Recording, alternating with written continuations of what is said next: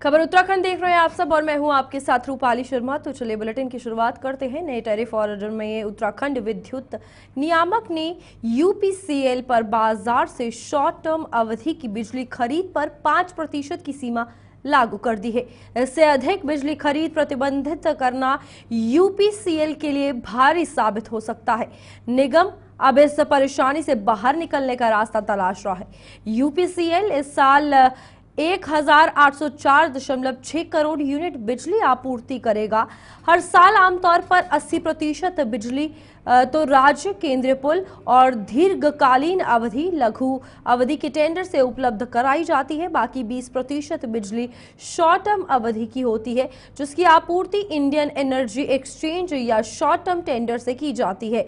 नियामक आयोग ने इस 20% को घटाकर 5% यानी करीब 90 करोड़ यूनिट कर दिया है। बाकी 15% यानी करीब 270 करोड़ यूनिट बिजली की उपलब्धता अब यूपीसीएल के लिए मुसीबत बन सकता है। तो यहां पर किस वर्ष कितनी बिजली का जो शॉर्ट टर्म है वो रहेगा, मैं आपको बताती हूँ। सबसे पहले वर्ष 2022 की अगर बात की जाए तो यहाँ पर 23,272.26 करोड़ यूनिट जो है वो खरीदी गई है बिजली 2022-23 में। इसके बाद वर्ष 2023-24 की अगर बात की जाए तो 360.56 करोड़ यूनिट बिजली खरीदी गई है।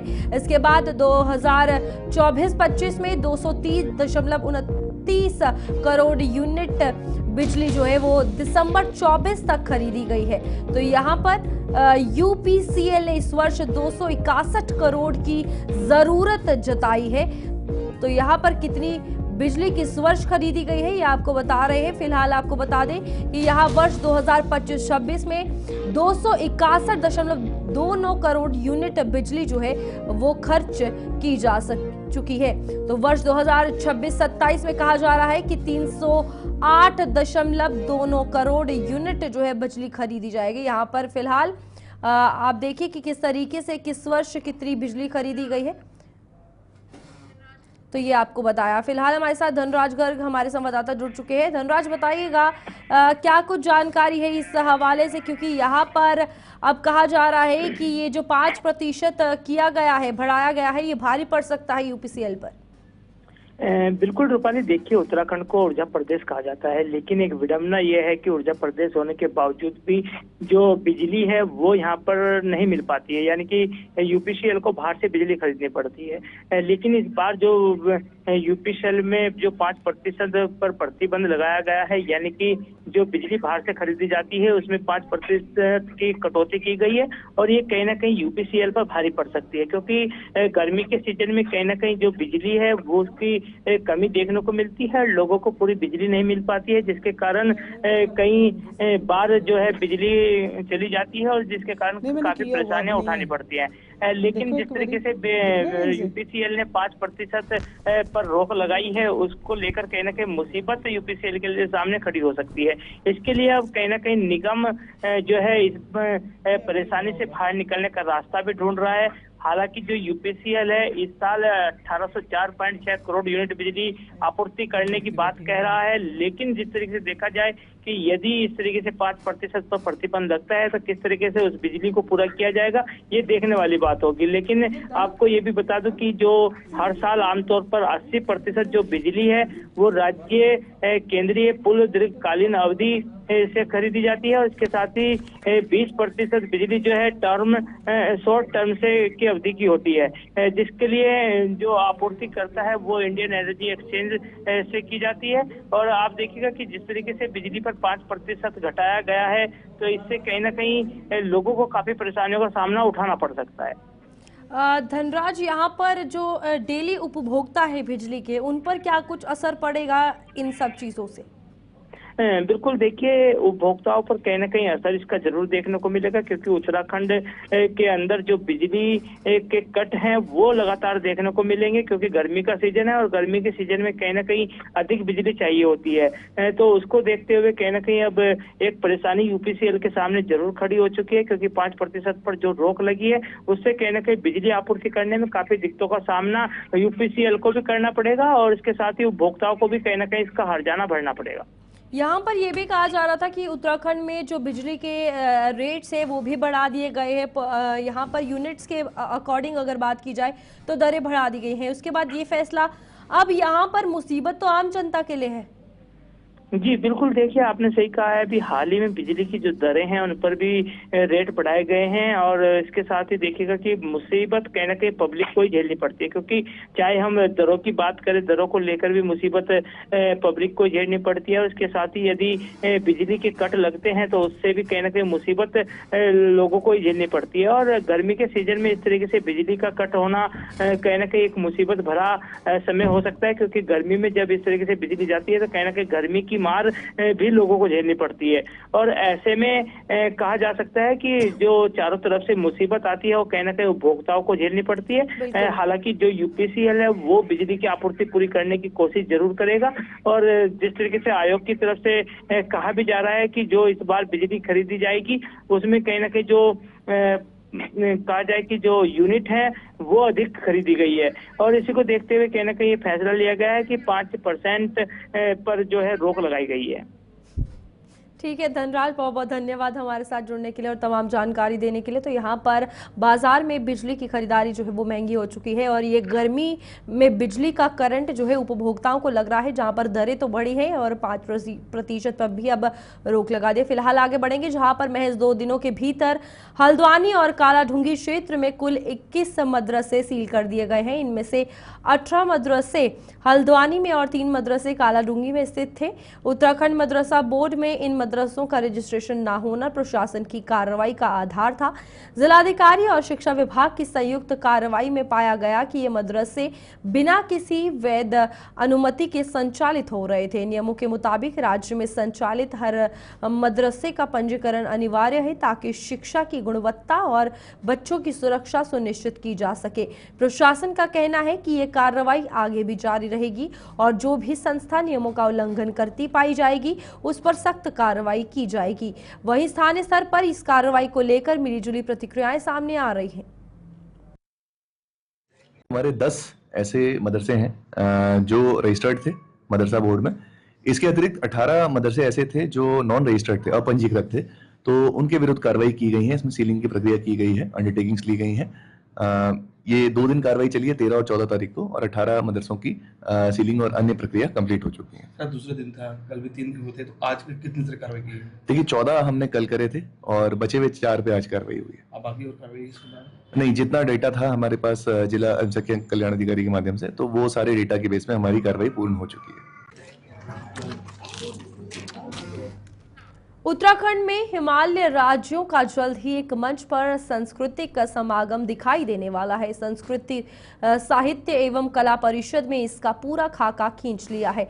कला परिषद की उपाध्यक्ष मधु भट्ट ने इसकी जानकारी दी। उन्होंने कहा कि मुख्यमंत्री को इस बाबत अवगत करवा दिया गया है। जल्द ही समय मिलने पर यह 3 दिवसीय सांस्कृतिक समागम उत्तराखंड में कराया जाएगा।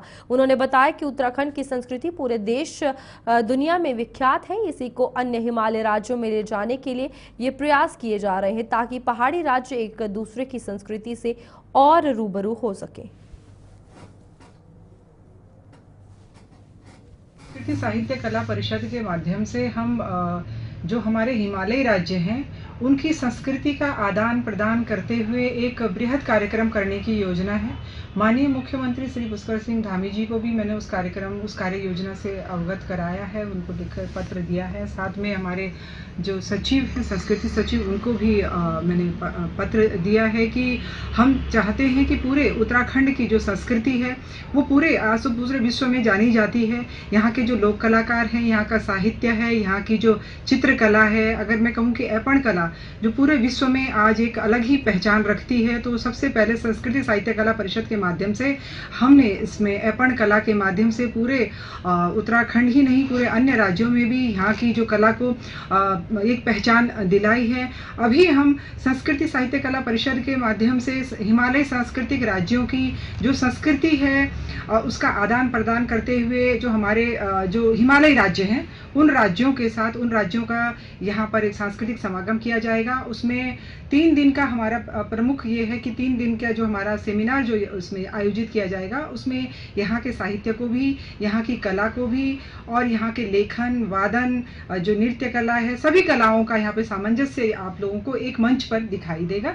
इसके लिए अभी कार्य योजना। जागेश्वर विधानसभा क्षेत्र के दनिया और आरा सल्फड़ मोटर मार्ग पर घटिया डामरीकरण करने का मामला सामने आया है। प्रधानमंत्री ग्राम सड़क योजना के तहत 28 किलोमीटर लंबी सड़क पर हो रहे पुनर्निर्माण व डामरीकरण की गुणवत्ता इतनी खराब है कि डामर हाथ से ही उखड़ रहा है। सड़क की दुर्दशा पर पूर्व विधानसभा अध्यक्ष व क्षेत्र के पूर्व विधायक गोविंद सिंह कुंजवाल ने मौके पर पहुंचकर सड़क का मौके पर मुआयना किया। उन्होंने स्थानीय ग्रामीणों और अपने समर्थकों के साथ मिलकर शासन प्रशासन के खिलाफ नारेबाजी की और निर्माण कार्य में की गई लापरवाही पर कड़ा ऐतराज जताया। पूर्व विधानसभा अध्यक्ष कुंजवाल ने कहा कि सड़क की चौड़ाई और मोटाई के अनुसार डामरीकरण नहीं हुआ है। उन्होंने बताया कि जहां मिट्टी के ऊपर ही सीधे डामर बिछाया गया है, वहां डामर हाथ से निकला जा रहा है, जो लापरवाही और भ्रष्टाचार की ओर इशारा करता है। कुंजवाल ने विभागीय अधिकारियों को सख्त चेतावनी देते हुए कहा कि यदि जल्द ही सड़क की गुणवत्ता जांच कर सुधार कार्य नहीं करवाया गया तो वे ग्रामीणों के साथ धरना प्रदर्शन और आंदोलन करेंगे। मुझे बड़ा ताजुब है कि न विभाग उसमें कोई कार्रवाई कर रहा है और न काम करने वाले लोगों को कोई शर्म है। जिस तरह का वो डामर हो रहा है वो सीधे सीधे हाथ से उखड़ जा रहा है। नीचे मिट्टी पड़ी हुई है, मिट्टी के ऊपर डामर डाल रखा है, स्पष्ट वो खाड़ते समय वो दिख रहा है। तो ऐसे में जो बजट का दुरुपयोग हो रहा है उसकी जिम्मेदारी कौन लेगा? मैं प्रधानमंत्री सड़क योजना के सभी अधिकारियों से यह अनुरोध करना चाहता हूँ, इस तरह से इस उत्तराखंड को बर्बादी के कगार से बचाइए और जो निर्माण होता है उसको गुणवत्ता के आधार पर सही हो। और मैंने देखा उस डामरीकरण में सारे मानकों को ताक में रख दिया गया है और कहीं कोई मानक के आधार पर काम नहीं हो रहा है। न उनकी ठीक से चौड़ाई है, न डामर की मोटाई ठीक हुई है और जो काला कर रखा है वो भी मिट्टी के ऊपर कर रखा है, जो भविष्य में मतलब उखड़ जाएगा। तो इसलिए इसमें निश्चित रूप से ध्यान देना चाहिए। तमाम प्रकार की अफवाहें आज समाज के अंदर फैल रही हैं, यहाँ तक कि सरकार को भी उसमें इन्वॉल्व कर रहे हैं, दूसरे लोगों को इन्वॉल्व कर रहे हैं। तो ऐसी स्थिति में हमारी जो हम लोग राजनीतिक लोग हैं, सबकी छवि खराब। पंच केदारों में प्रतिष्ठित द्वितीय केदार श्री महामहेश्वर मंदिर में कपाट खुलने की तारीख तय कर दी गई है।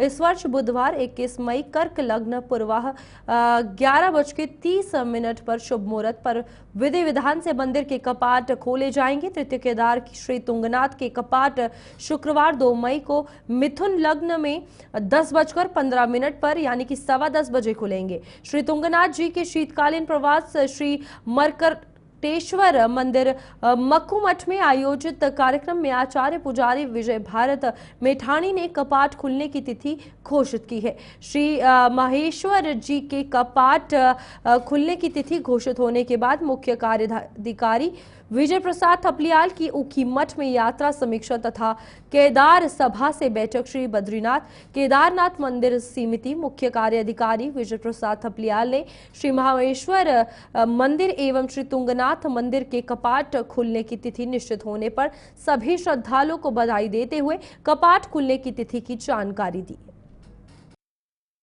बैसाखी का महापर्व सभी देशवासियों को, प्रदेशवासियों को ऊखीमठ के दिव्य स्थान से शुभकामनाएं। आज बैसाखी के महापर्व पर हिमालयों में स्थित पंच केदारों में 2 केदारों के कपाटोद्घाटन का मुहूर्त तय होता है। पंचांग गणना के अनुसार विदित है कि इस वर्ष तृतीय केदार तुंगनाथ जी का जो कपाटोद्घाटन का मुहूर्त है वह मार्कंड ऋषि मक्कू मठ में वहाँ के धर्माचार्यों, वहाँ के पुजारियों और ब्राह्मणों के द्वारा यह मुहूर्त तय किया गया। और इस वर्ष जो यात्रा है तुंगनाथ भगवान की वह 30 अप्रैल को अपने मठ से प्रस्थान कर भूतनाथ मंदिर में वह विश्राम करेंगे और पहली तारीख को भगवान चोपता में विराजमान होकर के 2 मई को जो है भगवान के कपाटोद्घाटन विधिवत रूप से तृतीय तुंगनाथ के कपाट इस वर्ष के लिए खोल दिए जाएंगे। इस तरह से बैसाखी के दिन पूरे हिमालयों की जो तीर्थ स्थान है, धार्मिक स्थान है, ज्योतिर्लिंग है, धाम है, पंच केदार हैं उनके जो यात्रा का कपाटोद्घाटन का जो मुहूर्त तय है आज वो संपूर्णता से संपन्न हुआ। इस वर्ष से वैशाखी से यह समझ लीजिएगा कि हिमालय की जो तीर्थ स्थान थे उनके सभी कपाटों का जो विधिवत कपाटोद्घाटन का मुहूर्त तय है वो आज संपन्न हुआ है। इससे आज से हिमालय की यात्रा। पैनखंडा ज्योतिर्मठ के सलूर डुंगरा की रममाण का आयोजन इस वर्ष 30 अप्रैल को होगी। बैसाखी के पर्व पर ग्रामवासियों की मौजूदगी में पंचायत पुरोहित द्वारा पंचांग गणना के बाद तिथि निश्चित की गई है। विश्व धरोहर रममाण का प्रतिवर्ष बैसाख महीने में आयोजन होता है। सलूर डुंगरा गांव से विश्व पटल तक यात्रा कर चुके इस अनूठी परंपरा का आज की युवा पीढ़ी भी उत्साह के साथ निर्वहन कर रही है। इस वर्ष जिला प्रशासन द्वारा भी रममाण मेला स्थल की साज और सज्जा की व्यवस्था की जा रही है। विश्व सांस्कृतिक धरोहर रममाण उत्सव में प्रदेश के मुख्यमंत्री पुष्कर सिंह धामी के पहुंचने की उम्मीद है। विगत दिनों पैनखंडा की रममाण को विश्व पटल तक पहुंचाने वाले रममाण के संयोजक डॉक्टर कुशल भंडारी ने मुख्यमंत्री से भेंट कर उन्हें रममाण मेले का न्योता भी दिया था।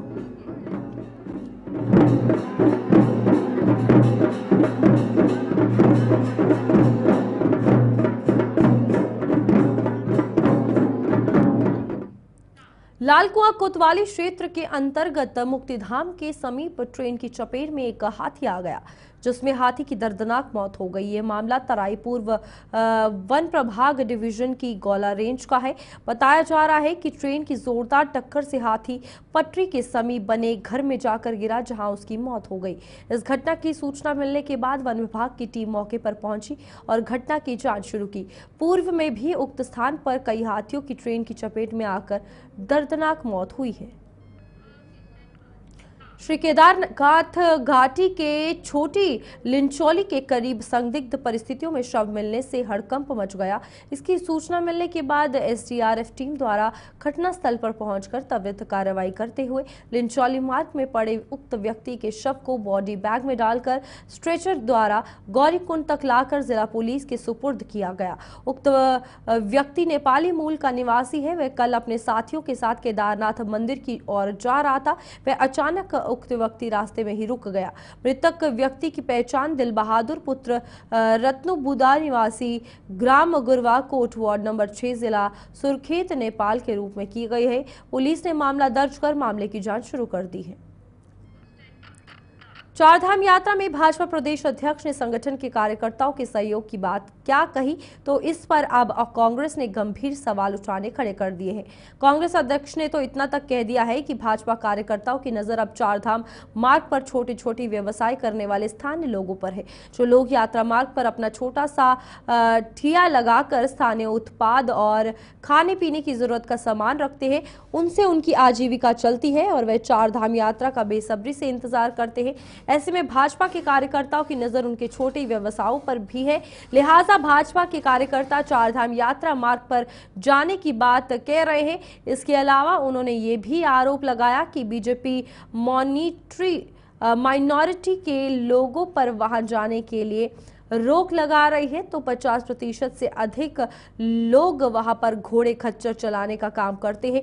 ऐसे में शायद इन घोड़े खच्चरों को भी अब बीजेपी के कार्यकर्ता चलाना चाहते हैं, लिहाजा वे वहां जा रहे हैं। वहीं दूसरी ओर भाजपा प्रवक्ता ने इस पर पलटवार करते हुए कहा कि कांग्रेस हमेशा सनातन विरोधी पार्टी रही है और भाजपा के कार्यकर्ता सनातनी है और अतिथि देवो भव की परंपरा को निभाने के लिए चारधाम यात्रा मार्ग पर सेवा कार्यों के लिए जा रहे हैं। ऐसे में कांग्रेस का चेहरा एक बार फिर साफ हो गया कि वे सेवा भाव के कामों पर भी कुतर्क कर रही है। इसके अलावा उन्होंने ये भी कहा कि कांग्रेस पार्टी का मानसिक संतुलन भी खराब हो गया है, लिहाजा उनकी पार्टी के नेता इस तरह की बयानबाजी कर रहे हैं। महाराज जी ने सरकार जो कहती है उसका उल्टा कर दी, खासकर बीजेपी की सरकार।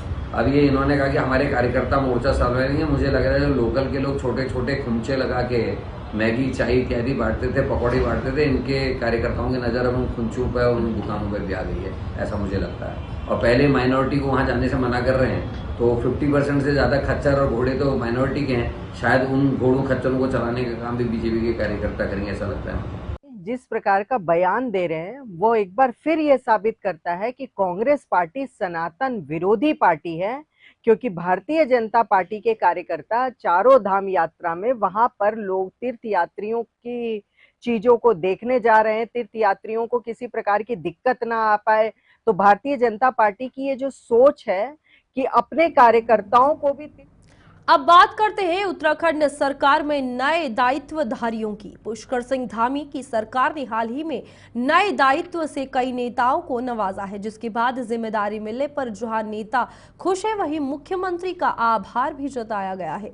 समाज कल्याण में दायित्व मिलने पर बीजेपी की नेता रजनी रावत ने भी दायित्व दिए जाने पर मुख्यमंत्री का आभार जताया है और बताया कि कैसे मुख्यमंत्री पुष्कर सिंह धामी के नेतृत्व में सूबे में विकास के कार्य हो रहे हैं और बेरोजगार युवाओं को रोजगार मिल रहा है, जिससे पलायन रुका है। देखिए, मेरी बात सुनिए, ये जो समाज कल्याण दिए तो कुछ सोच समझ के ही दिए होंगे, मेरे बारे में भी है ना। मेरा तो समाज का तो सेवा का तो काम है ही मेरा। अभी 12 में भी मैं क्या कहते आपको मालूम होगा, महिला आयोग में जब मिला था, मैंने जनता का भला करी और भला करते ही जाऊंगी। बस इस टाइम में राज्य मंत्री समाज कल्याण का जिम्मेवारी दिए हैं, इस चीज़ को मैं निभाऊंगी बहुत अच्छा तरीका से और धन्यवाद। चलिए, अभी के लिए बुलेटिन में इतना ही। खबरें आगे भी जारी रहेंगी, आप देखते रहिए गुलिस्तान न्यूज़।